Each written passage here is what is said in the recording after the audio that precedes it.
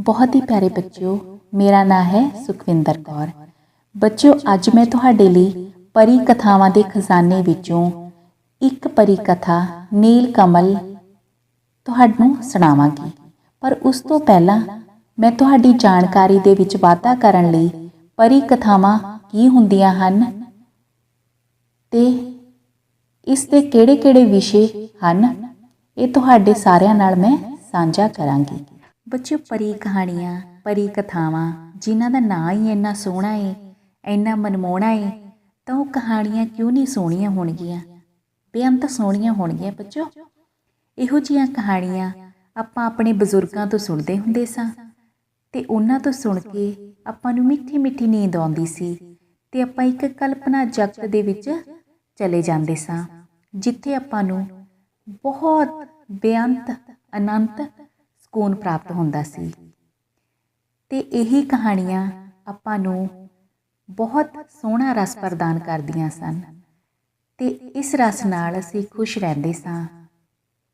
ਸੋ ਇਹ ਕਹਾਣੀਆਂ ਬੱਚਿਆਂ ਨੂੰ ਪਤਾ ਹੋਣੀਆਂ ਬਹੁਤ ਜ਼ਰੂਰੀ ਨੇ, ਕਿਉਂਕਿ ਆਪਣੇ ਵਿਰਸੇ ਦਾ ਇੱਕ ਮਹੱਤਵਪੂਰਨ ਅੰਗ ਹਨ ਇਹ ਕਹਾਣੀਆਂ। ਸੋ ਪਰੀ ਕਥਾਵਾਂ ਕੀ ਹੁੰਦੀਆਂ ਹਨ, ਇਸ ਸਵਾਲ ਦਾ ਜਵਾਬ ਆਪਾਂ ਤੁਹਾਨੂੰ ਅੱਜ ਦੇਵਾਂਗੇ। ਇਸ ਬਾਰੇ ਜਾਣਕਾਰੀ ਵੀ ਦੇਵਾਂਗੇ ਤੇ ਉਸ ਤੋਂ ਬਾਅਦ ਇੱਕ ਕਥਾ ਵੀ ਤੁਹਾਡੇ ਨਾਲ ਸਾਂਝੀ ਕਰਾਂਗੀ। ਬੱਚੇ, ਲੋਕ ਕਥਾਵਾਂ ਦਾ ਇੱਕ ਮਹੱਤਵਪੂਰਨ ਅੰਗ ਪਰੀ ਕਥਾਵਾਂ ਹਨ। ਜਿਵੇਂ ਕਿ ਇਹਨਾਂ ਦੇ ਨਾਂ ਤੋਂ ਹੀ ਸੰਕੇਤ ਮਿਲਦਾ ਹੈ, ਇਹ ਕਹਾਣੀਆਂ ਪਰੀਆਂ, ਸਹਿਜ਼ਾਦਿਆਂ ਆਦਿ ਬਾਰੇ ਹੁੰਦੀਆਂ ਹਨ। ਇਹਨਾਂ ਕਹਾਣੀਆਂ ਵਿੱਚ ਇੱਕ ਕਲਪਨਾ ਜਗਤ ਉਸਾਰਿਆ ਹੁੰਦਾ ਹੈ। ਜੋ ਗੱਲ ਸਾਡੇ ਜੀਵਨ ਵਿੱਚ ਅਸੰਭਵ ਜਾਪਦੀ ਹੈ, ਪਰੀ ਕਹਾਣੀਆਂ ਵਿੱਚ ਉਹ ਸੰਭਵ ਹੋ ਜਾਂਦੀ ਹੈ। ਉਦਾਹਰਨ ਵਜੋਂ, ਇੱਕ ਪਰੀ ਅਤੇ ਸਹਿਜ਼ਾਦਾ ਇੱਕ ਹੰਸ ਉੱਤੇ ਬੈਠ ਕੇ ਪਹਾੜਾਂ, ਦਰਿਆਵਾਂ ਅਤੇ ਸਮੁੰਦਰ ਨੂੰ ਪਾਰ ਕਰ ਲੈਂਦੇ ਹਨ। ਇਸੇ ਤਰ੍ਹਾਂ ਕੋਈ ਪਰੀ ਰੂਪ ਵਟਾ ਕੇ ਰੁੱਖ ਜਾਂ ਫੁੱਲ ਬਣ ਜਾਂਦੀ ਹੈ। ਕਿਸੇ ਕਹਾਣੀ ਵਿੱਚ ਕਿਸੇ ਮਨਾਹੀ ਦੀ ਉਲੰਘਣਾ ਕਰਨ ਤੇ ਬੰਦੇ ਸੈਲ ਪੱਥਰ ਹੋ ਜਾਂਦੇ ਹਨ। ਸੋਨੇ ਦੀ ਚਿੜੀ ਬੋਲਣ ਲੱਗਦੀ ਹੈ। ਤੋਤੇ ਮਿੱਤਰਾਂ ਸਹੇਲੀਆਂ ਵਾਂਗ ਭੇਤ ਸਾਂਝੇ ਕਰਦੇ ਹਨ। ਇਸ ਤਰ੍ਹਾਂ ਇੱਕ ਅਨੂਠੀ ਤੇ ਅਲੌਕਿਕ ਦੁਨੀਆ ਦਾ ਰੰਗ ਇਹਨਾਂ ਕਹਾਣੀਆਂ ਵਿੱਚ ਬੱਝ ਜਾਂਦਾ ਹੈ। ਕਹਾਣੀ ਰਸ ਇਹਨਾਂ ਵਿੱਚ ਲੋੜੇ ਦਾ ਹੁੰਦਾ ਹੈ। ਸ਼ਾਇਦ ਤਦੇ ਹੀ ਮਨੋਰੰਜਨ ਇਹਨਾਂ ਦਾ ਮੁੱਖ ਉਦੇਸ਼ ਰਿਹਾ ਹੈ।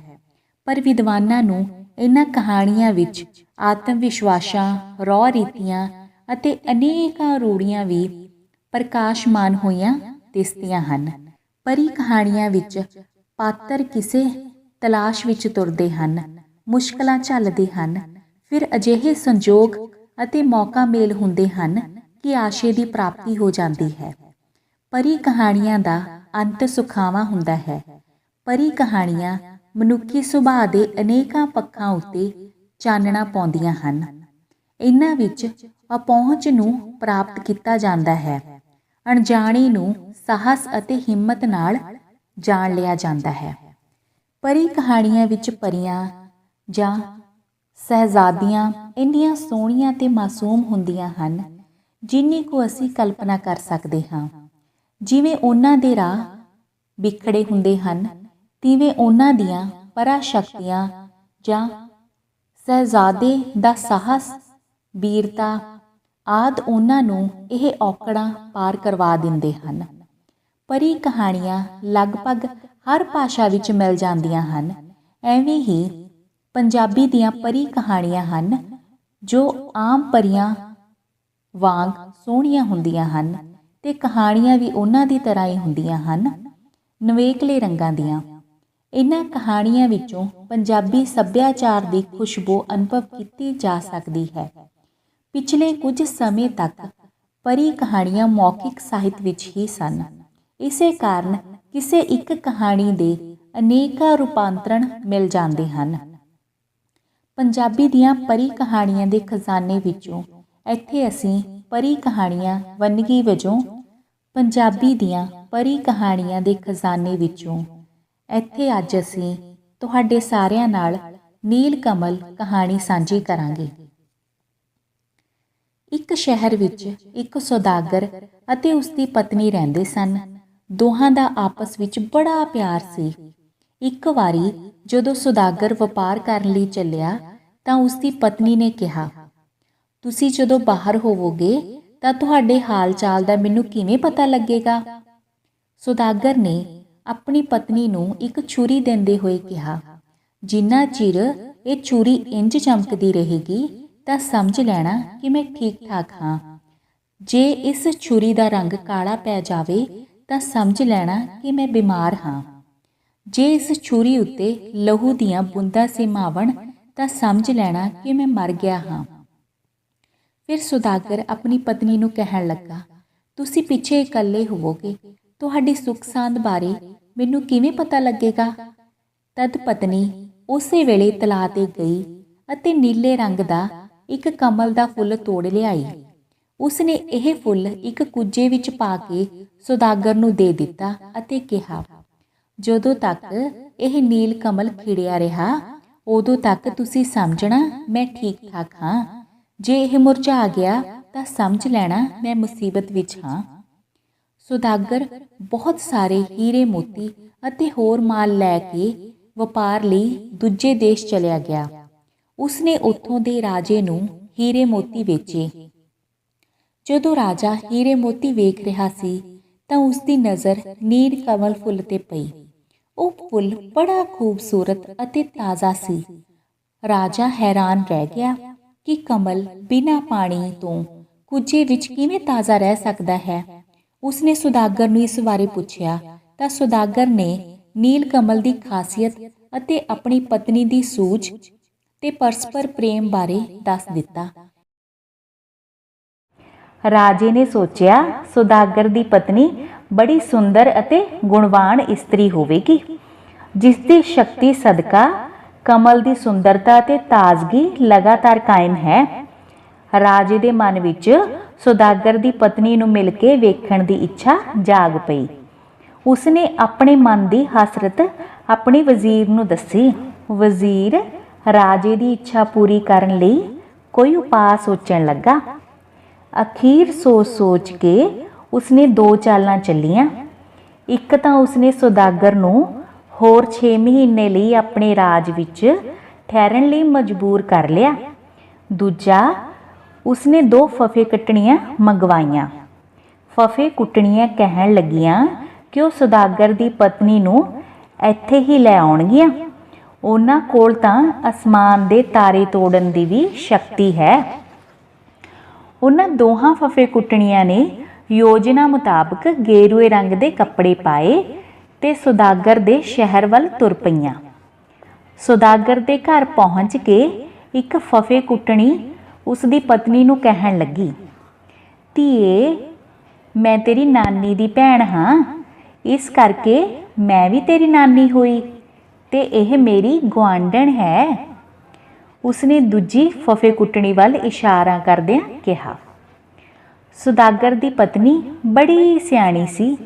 ਉਸਨੇ ਕਿਹਾ, ਮੈਂ ਤਾਂ ਤੁਹਾਨੂੰ ਕਦੀ ਵੇਖਿਆ ਨਹੀਂ। ਫਫੇ ਕੁੱਟਣੀ ਬੋਲੀ, ਧੀਏ, ਤੂੰ ਉਦੋਂ ਬਹੁਤ ਛੋਟੀ ਸੀ ਜਦੋਂ ਅਸੀਂ ਤੀਰਥਾਂ ਤੇ ਚਲੀਆਂ ਗਈਆਂ ਸੀ, ਪਰ ਤੁਸੀਂ ਮੈਨੂੰ ਇੰਨੀ ਛੇਤੀ ਕਿਵੇਂ ਪਛਾਣ ਲਿਆ? ਸੁਦਾਗਰ ਦੀ ਪਤਨੀ ਨੇ ਪੁੱਛਿਆ। ਤੇਰੀ ਠੋਡੀ ਤੇ ਲੱਗੇ ਤਿਲ ਤੋਂ, ਇੱਕ ਫਫੇ ਕੁੱਟਣੀ ਨੇ ਇੱਕਦਮ ਉੱਤਰ ਦਿੱਤਾ। ਸੁਦਾਗਰ ਦੀ ਪਤਨੀ ਨੂੰ ਯਕੀਨ ਹੋ ਗਿਆ ਕਿ ਇਹ ਔਰਤਾਂ ਝੂਠੀਆਂ ਹਨ, ਕਿਉਂਕਿ ਠੋਡੀ ਵਾਲਾ ਤਿਲ ਤਾਂ ਉਸਨੇ ਉਸੇ ਦਿਨ ਸੁਰਮੇ ਨਾਲ ਬਣਾਇਆ ਸੀ।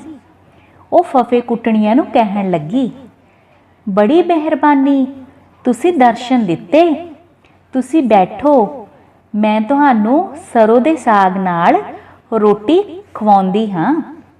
ਉਸਨੇ ਸਾਗ ਦੇ ਵਿੱਚ ਭੰਗ ਮਿਲਾ ਦਿੱਤੀ। ਜਦੋਂ ਫਫੇ ਕੁੱਟਣੀਆਂ ਰੋਟੀ ਖਾ ਰਹੀਆਂ ਸਨ ਤਾਂ ਉਹਨਾਂ ਨੂੰ ਭੰਗ ਦਾ ਨਸ਼ਾ ਚੜ੍ਹਨਾ ਸ਼ੁਰੂ ਹੋ ਗਿਆ। ਉਹ ਉੱਚੀ ਉੱਚੀ ਗੱਲਾਂ ਕਰਨ ਲੱਗ ਪਈਆਂ। ਅਸੀਂ ਹੁਣ ਤਾਂ ਰਾਜੇ ਤੋਂ ਬਹੁਤ ਸਾਰਾ ਇਨਾਮ ਲਵਾਂਗੀਆਂ। ਸੁਦਾਗਰ ਦੀ ਪਤਨੀ ਨੂੰ ਅਸੀਂ ਲੈ ਹੀ ਜਾਣਾ ਏ। ਥੋੜੀ ਦੇਰ ਬਾਅਦ ਉਹ ਸੌਂ ਗਈਆਂ। ਸੁਦਾਗਰ ਦੀ ਪਤਨੀ ਨੇ ਉਹਨਾਂ ਨੂੰ ਮੰਜੇ ਨਾਲ ਬੰਨ੍ਹ ਕੇ ਅੰਦਰਲੇ ਕੋਠੇ ਵਿੱਚ ਬੰਦ ਕਰ ਦਿੱਤਾ। ਉੱਥੇ ਉਹ ਫਫੇ ਕੁੱਟਣੀਆਂ ਨੂੰ ਭੰਗ ਦੇ ਪਕੌੜੇ ਖਵਾਉਂਦੀ ਜਾਂਦੀ ਅਤੇ ਉਹ ਸਾਰਾ ਦਿਨ ਘੂਕ ਸੁੱਤੀਆਂ ਰਹਿੰਦੀਆਂ। ਜਦੋਂ ਕਈ ਦਿਨਾਂ ਤੱਕ ਫਫੇ ਕੁੱਟਣੀਆਂ ਵਾਪਸ ਨਾ ਪਰਤੀਆਂ ਤਾਂ ਰਾਜੇ ਨੇ 2 ਠੱਗ ਮੰਗਵਾਏ। ਉਹਨਾਂ ਨੂੰ ਸਾਰੀ ਗੱਲ ਦੱਸੀ। ਠੱਗਾਂ ਨੇ ਕਿਹਾ, ਲੋ, ਉਸ ਔਰਤ ਨੂੰ ਇੱਥੇ ਲਿਆਉਣਾ ਕਿਹੜਾ ਔਖੀ ਗੱਲ ਹੈ। ਸਾਡੇ ਅੱਗੇ ਤਾਂ ਵੱਡੇ ਵੱਡੇ ਪਾਣੀ ਭਰਦੇ ਹਨ। ਉਹ ਦੋਵੇਂ ਠੱਗ ਸੁਦਾਗਰਾਂ ਦਾ ਭੇਸ ਧਾਰ ਕੇ ਸੁਦਾਗਰ ਦੀ ਪਤਨੀ ਕੋਲ ਪਹੁੰਚੇ। ਉਹਨਾਂ ਨੇ ਜਾ ਕੇ ਸੁਦਾਗਰ ਦੀ ਪਤਨੀ ਨੂੰ ਕਿਹਾ ਕਿ ਉਸ ਦਾ ਪਤੀ ਬਿਮਾਰ ਹੈ, ਉਹ ਮੰਜੇ ਤੋਂ ਉੱਠ ਨਹੀਂ ਸਕਦਾ, ਉਹ ਤੁਹਾਨੂੰ ਮਿਲਣ ਲਈ ਤਰਸ ਰਿਹਾ ਹੈ। ਸੁਦਾਗਰ ਦੀ ਪਤਨੀ ਉਸੇ ਵੇਲੇ ਅੰਦਰ ਗਈ ਅਤੇ ਸੰਦੂਕੜੀ ਵਿੱਚੋਂ ਛੁਰੀ ਕੱਢ ਕੇ ਵੇਖਣ ਲੱਗੀ। ਛੁਰੀ ਪੂਰੀ ਤਰ੍ਹਾਂ ਚਮਕ ਰਹੀ ਸੀ। ਉਹ ਤਾੜ ਗਈ ਸੀ ਕਿ ਉਹ ਦੋਵੇਂ ਬੰਦੇ ਠੱਗ ਹਨ। ਉਸਨੇ ਬਾਹਰ ਆ ਕੇ ਠੱਗਾਂ ਨੂੰ ਕਿਹਾ, ਤੁਸੀਂ ਥੱਕੇ ਆਇਓ, ਤੁਸੀਂ ਕੁਝ ਖਾ ਪੀ ਲਓ, ਨਾਲੇ ਮੈਂ ਵੀ ਤਿਆਰ ਹੋ ਜਾਂਦੀ ਹਾਂ। ਉਸਨੇ ਠੱਗਾਂ ਨੂੰ ਖਾਣੇ ਨਾਲ ਭੰਗ ਦੇ ਪਕੌੜੇ ਖਵਾ ਦਿੱਤੇ। ਠੱਗ ਪਕੌੜੇ ਖਾ ਕੇ ਊਲ ਜਲੂਲ ਬੋਲਣ ਲੱਗ ਪਏ। ਸੁਦਾਗਰ ਦੀ ਪਤਨੀ ਨੇ ਉਹਨਾਂ ਨੂੰ ਦੂਸਰੀ ਕੋਠੜੀ ਵਿੱਚ ਡੱਕ ਦਿੱਤਾ। ਉਹ ਉਹਨਾਂ ਨੂੰ ਵੀ ਭੰਗ ਦੇ ਪਕੌੜੇ ਖਵਾਉਂਦੀ ਰਹਿੰਦੀ ਤੇ ਉਹ ਸਾਰਾ ਦਿਨ ਉਂਘਦੇ ਰਹਿੰਦੇ। ਇਸ ਤਰ੍ਹਾਂ ਕਈ ਦਿਨ ਲੰਘ ਗਏ। ਰਾਜੇ ਨੇ ਵਜ਼ੀਰ ਨੂੰ ਬੁਲਾ ਕੇ ਕਿਹਾ, ਜਾਪਦਾ ਹੈ ਕਿ ਠੱਗ ਵੀ ਆਪਣੇ ਮੰਤਵ ਵਿੱਚ ਕਾਮਯਾਬ ਨਹੀਂ ਹੋਏ, ਹੁਣ ਆਪਾਂ ਦੋਵੇਂ ਚੱਲੀਏ। ਤਦ ਰਾਜਾ ਅਤੇ ਵਜ਼ੀਰ ਸੁਦਾਗਰ ਦੀ ਪਤਨੀ ਦੇ ਬੂਹੇ ਤੇ ਪਹੁੰਚ ਗਏ।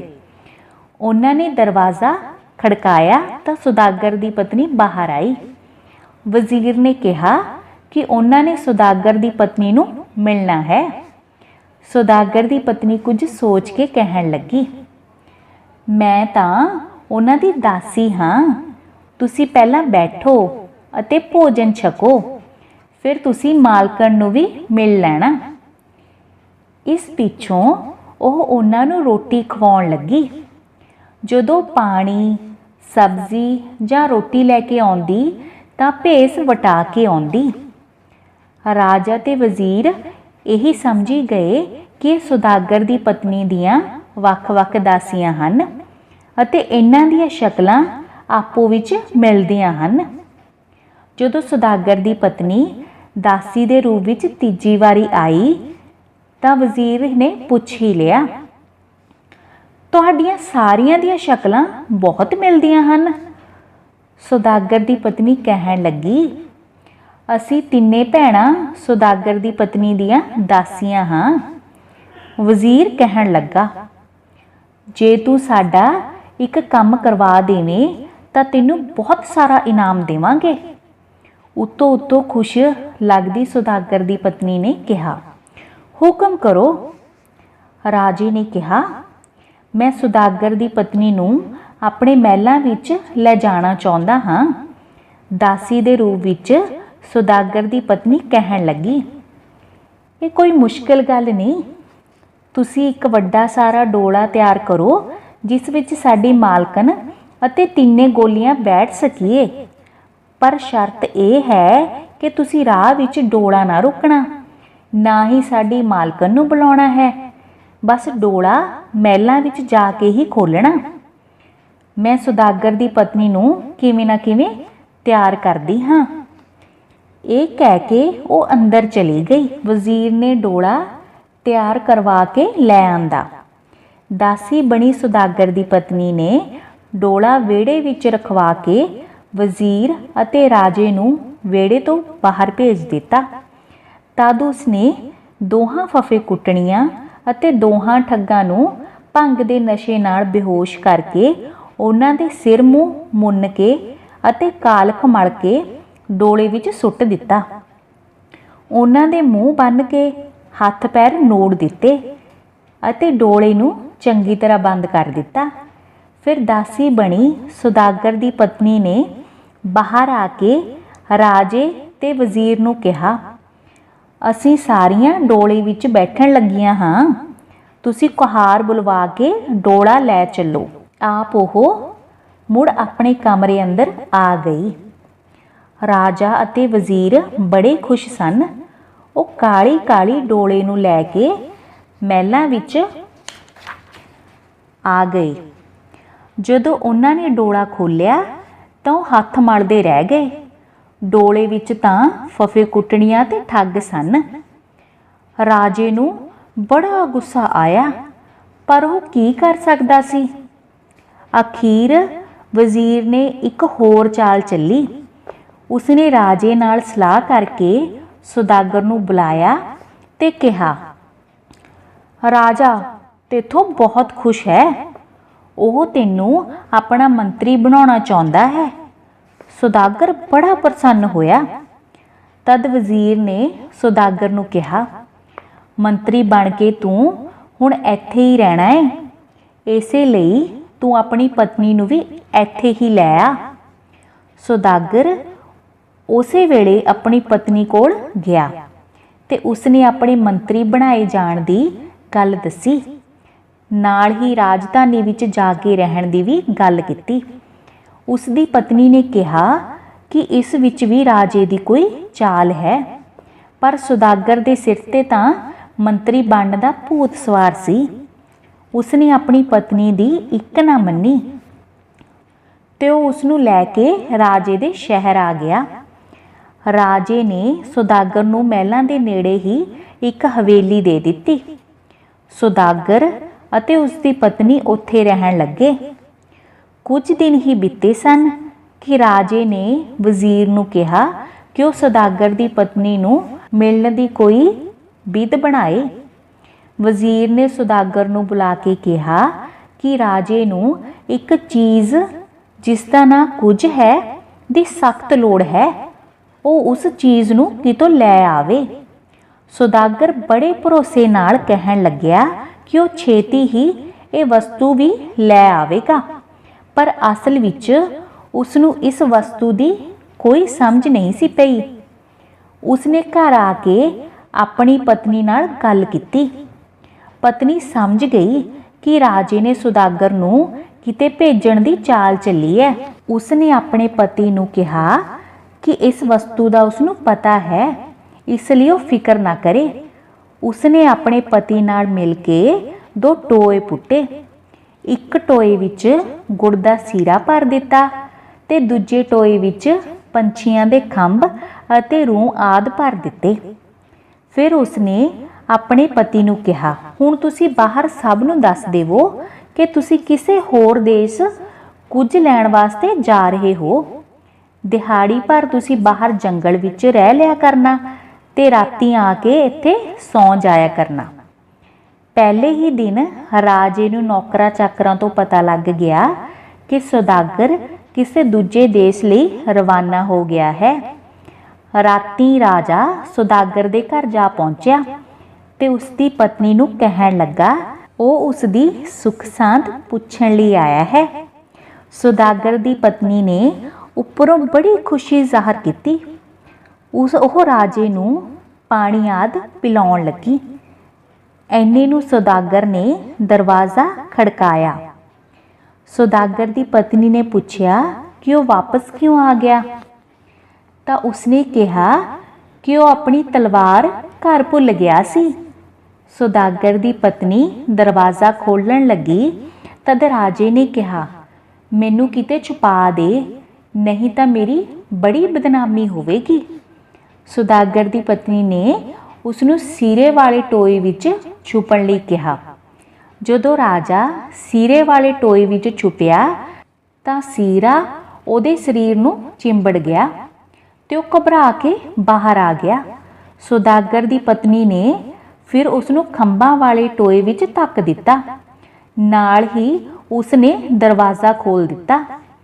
ਸੁਦਾਗਰ ਨੂੰ ਉਸ ਦੀ ਪਤਨੀ ਨੇ ਦੱਸਿਆ, ਹੁਣ ਤੁਹਾਨੂੰ ਬਾਹਰ ਜਾਣ ਦੀ ਲੋੜ ਨਹੀਂ, ਮੈਂ ਕੁਝ ਫੜ ਲਿਆ ਹੈ।